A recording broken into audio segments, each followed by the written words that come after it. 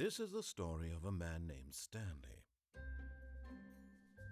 Stanley worked for a company in a big building where he was employee number 427. Employee number 427's job was simple. He sat at his desk in room 427 and he pushed buttons on a keyboard. Orders came to him through a monitor on his desk, telling him what buttons to push, how long to push them, and in what order. This is what employee 427 did every day of every month of every year. And although others might have considered it soul-rending, Stanley relished every moment that the orders came in, as though he had been made exactly for this job. And Stanley was happy. And then one day, something very peculiar happened. Something that would forever change Stanley. Something he would never quite forget. He had been at his desk for nearly an hour when he realized that not one single order had arrived on the monitor for him to follow. No one had showed up to give him instructions, call a meeting, or even say hi. Never in all his years at the company had this happened, this complete isolation. Something was very clearly wrong. Shocked, frozen solid, Stanley found himself unable to move for the longest time. But as he came to his wits and regained his senses, he got up from his desk and stepped out of his office.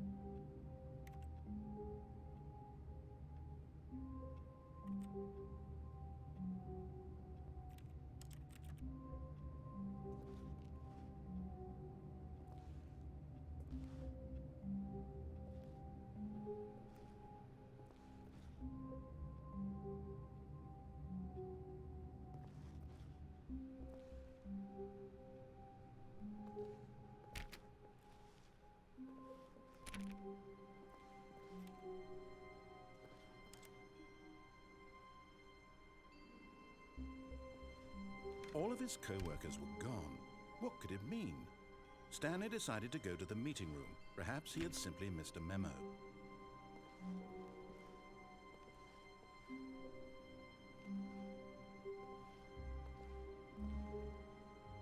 No matter how hard Stanley looked, he couldn't find a trace of his co-workers.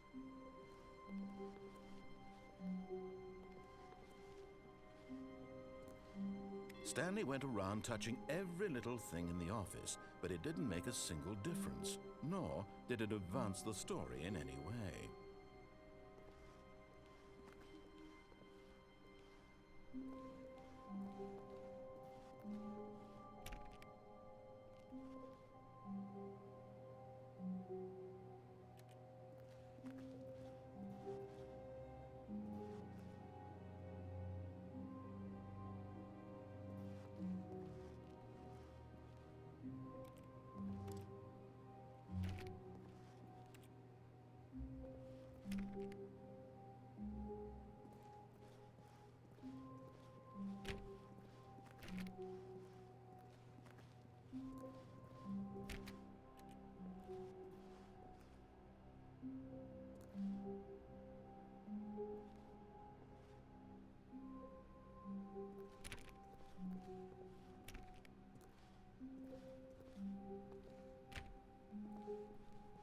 When Stanley came to a set of 2 open doors, he entered the door on his left.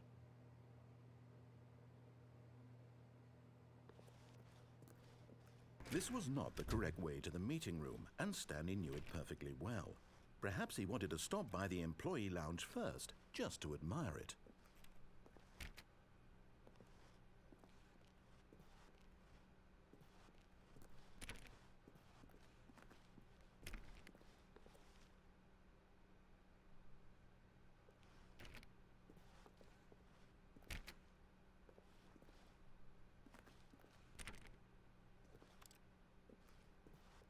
Ah, yes, truly a room worth admiring.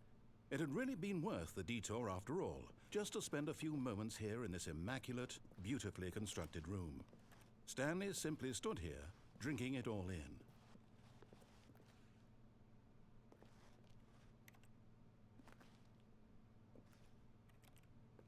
Yes, really worth it being here in the room.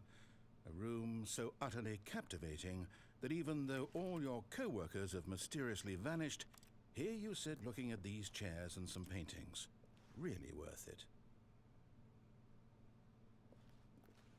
But eager to get back to business, Stanley took the first open door on his left.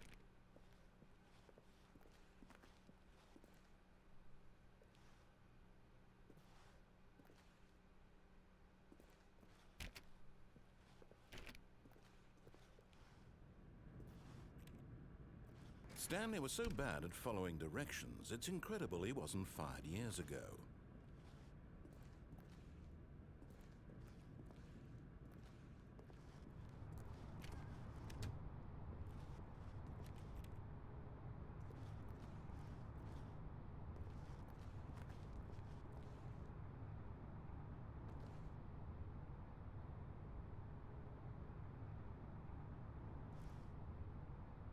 But in his eagerness to prove that he is in control of the story and no one gets to tell him what to do, Stanley leapt from the platform and plunged to his death. Good job, Stanley. Everyone thinks you are very powerful.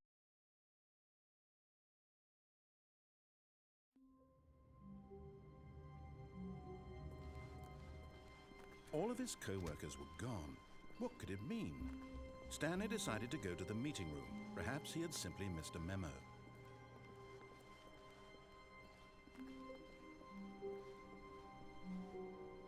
When Stanley came to a set of 2 open doors, he entered the door on his left.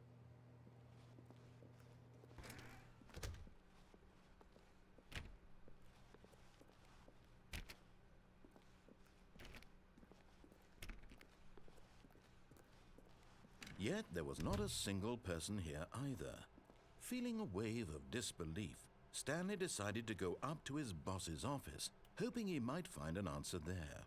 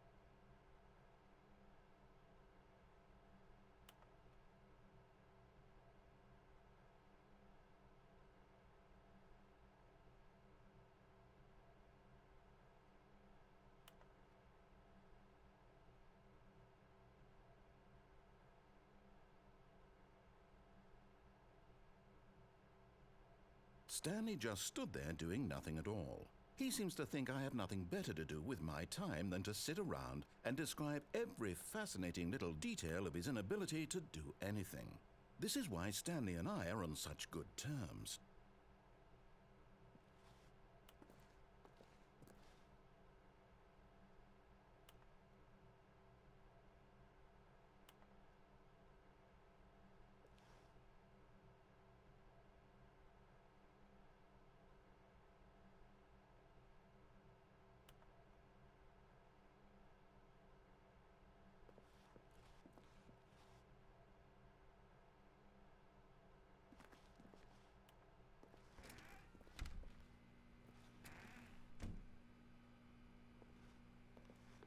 Stanley stepped into the broom closet, but there was nothing here, so he turned around and got back on track.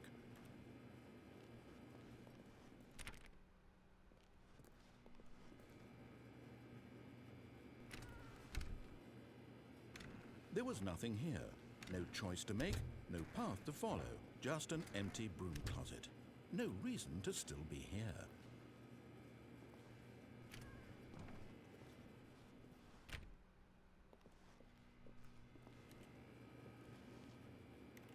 It was baffling that Stanley was still just sitting in the broom closet. He wasn't even doing anything. At least if there was something to interact with, he'd be justified in some way. As it is, he's literally just standing there doing sweet FA.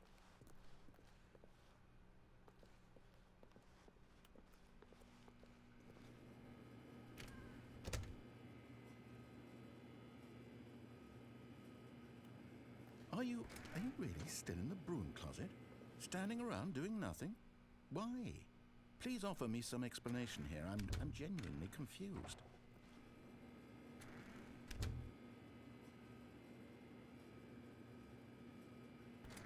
You do realize there's no choice or anything in here, right? If I'd said Stanley walked past the broom closet, at least you would have had a reason for exploring it to find out. But it didn't even occur to me because literally this closet is of absolutely no significance to the story whatsoever. I never would have thought to mention it.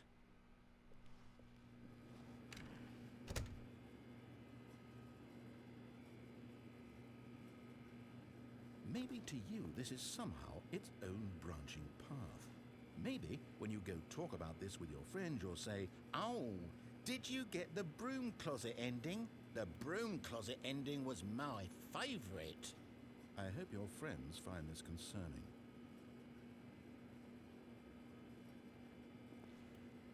Stanley was fat and ugly and really stupid. He probably only got the job because of a family connection. That's how stupid he is. That or with drug money. Also, Stanley is addicted to drugs and hookers.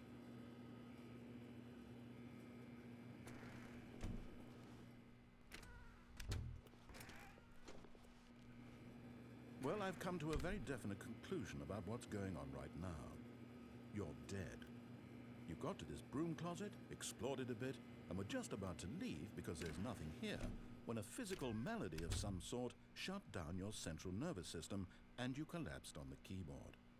Well, in a situation like this, the responsible thing is to alert someone nearby so as to ensure that your body is taken care of before it begins to decompose.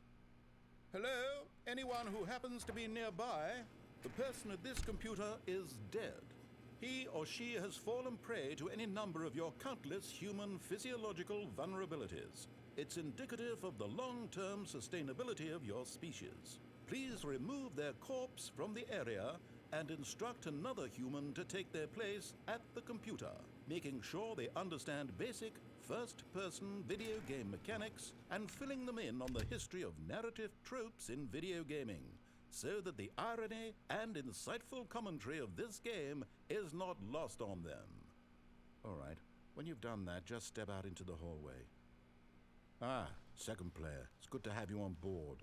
I guarantee you can't do any worse than the person who came before you. Coming to a staircase, Stanley walked upstairs to his boss's office.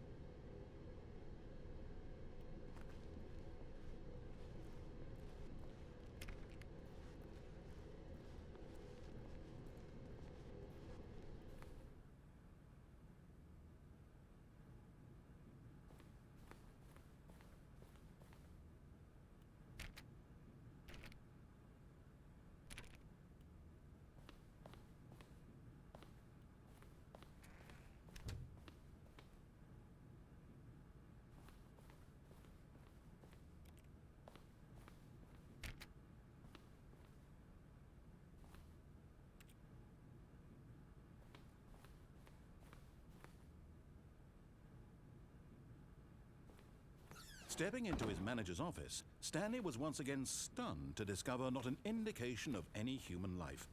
Shocked, unraveled, Stanley wondered in disbelief who orchestrated this. What dark secret was being held from him? What he could not have known was that the keypad behind the boss's desk guarded the terrible truth that his boss had been keeping from him, and so the boss had assigned it an extra secret PIN number, 2845. But of course, Stanley couldn't possibly have known this.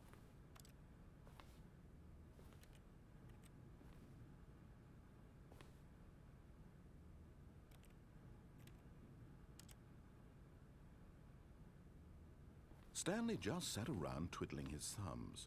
Trying to input anything on the device was useless, since he could never possibly know that the combination was 2845. Yet incredibly, by simply pushing random buttons on the keypad, Stanley happened to input the correct code by sheer luck. Amazing. He stepped into the newly opened passageway.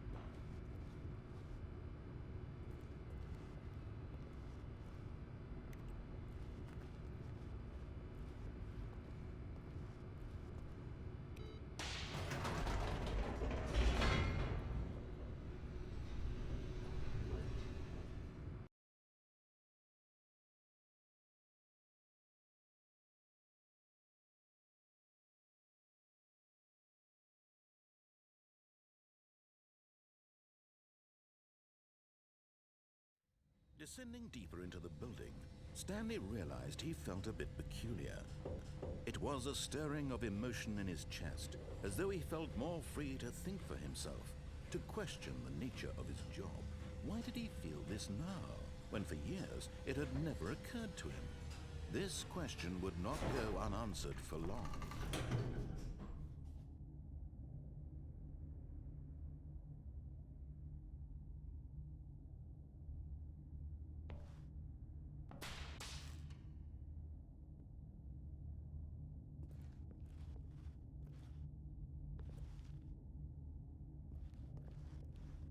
Stanley walked straight ahead through the large door that read Mind Control Facility.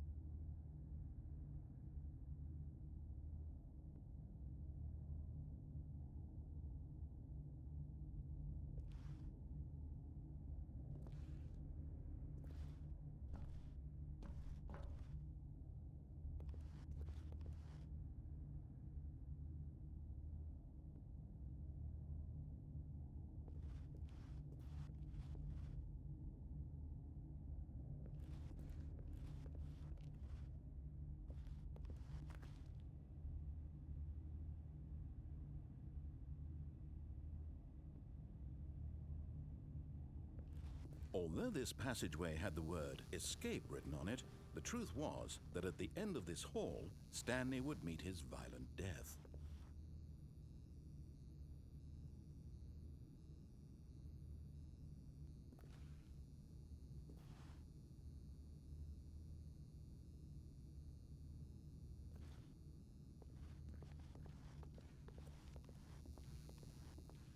The door behind him was not shut. Stanley still had every opportunity to turn around and get back on track.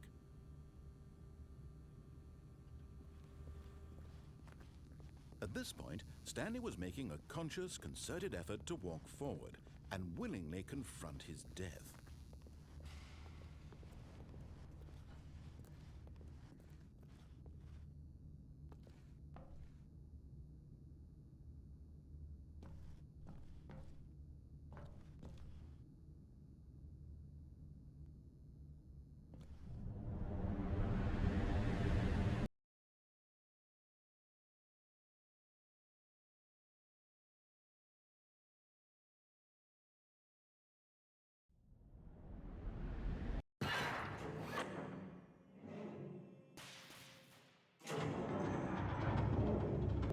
As the machine whirred into motion and Stanley was inched closer and closer to his demise, he reflected that his life had been of no consequence whatsoever. Stanley can't see the bigger picture. He doesn't know the real story, trapped forever in his narrow vision of what this world is. Perhaps his death was of no great loss, like plucking the eyeballs from a blind man. And so he resigned and willingly accepted this violent end to his brief and shallow life. Farewell, Stanley.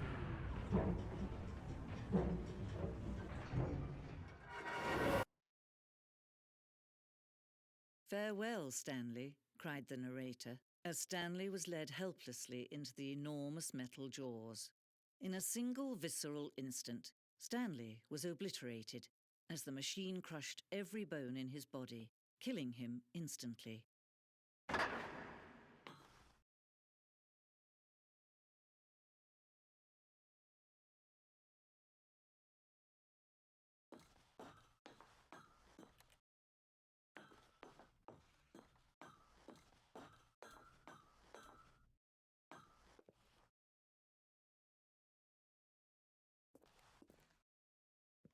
And yet it would be just a few minutes before Stanley would restart the game, back in his office, as alive as ever. What exactly did the narrator think he was going to accomplish?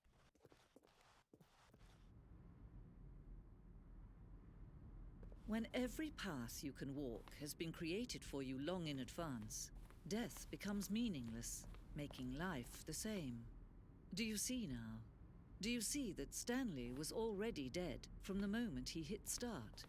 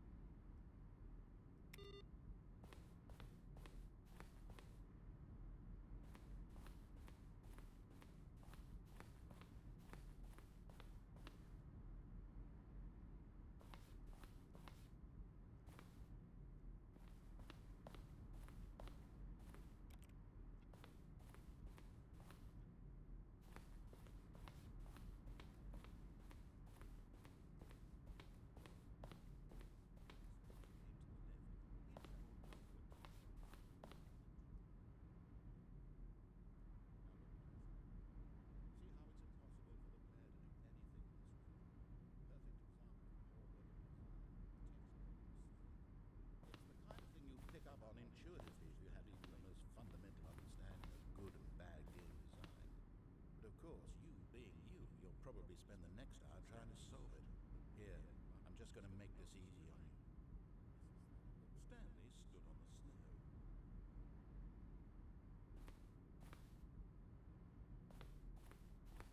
Stanley stood on the roof. Stanley walked over the bridge.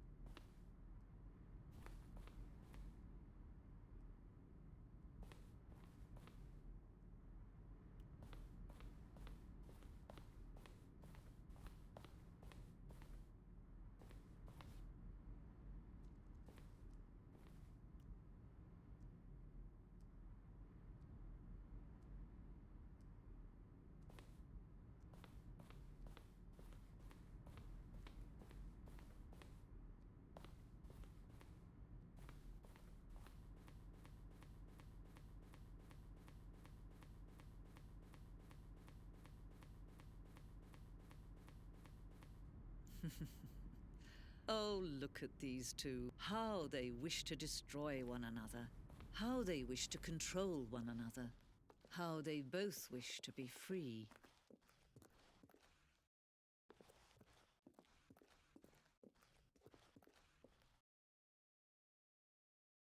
Can you see? Can you see how much they need one another? No, perhaps not. Sometimes these things cannot be seen. But listen to me. You can still save these two. You can stop the program before they both fail. Push escape and press quit. There's no other way to beat this game. As long as you move forward, you'll be walking someone else's path. Stop now and it'll be your only true choice. Whatever you do, choose it. Don't let time choose for you. Don't let time